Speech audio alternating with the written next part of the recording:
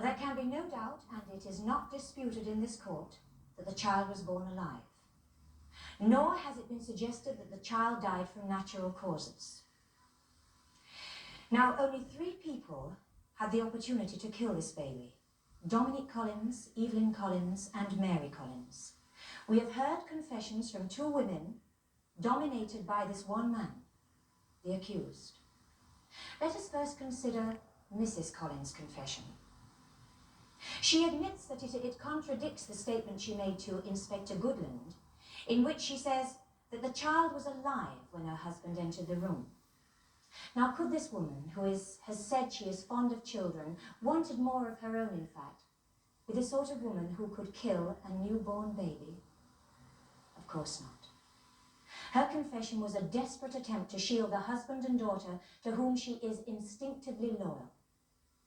Now, the mother of the child, Mary Collins, has confessed also to having murdered the baby. But this differs from her original statement to the police, when she omitted this fact.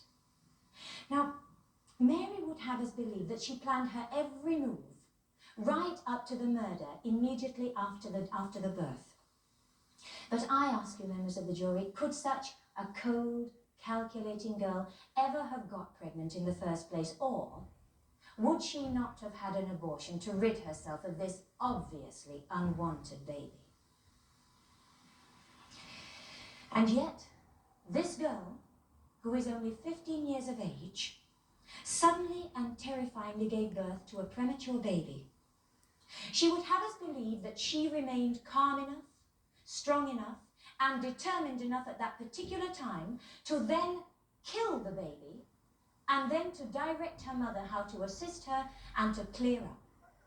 Now, I would remind you, members of the jury, of Mrs. Collins telling us of Mary's frantic cries begging her not to tell her father.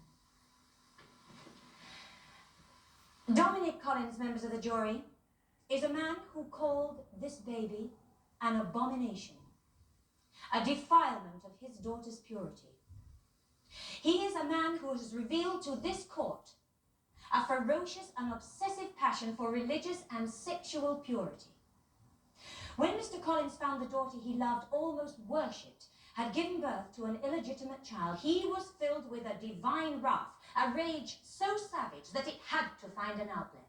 Now, we have heard of a row in the Collins house from the next door neighbour, Mrs. Hill.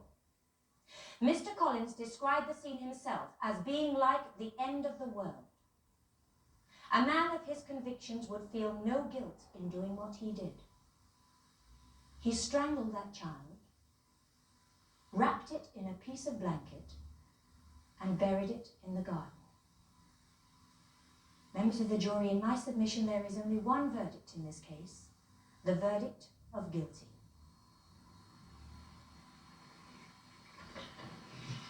Mr. Fry. May it please your lordship?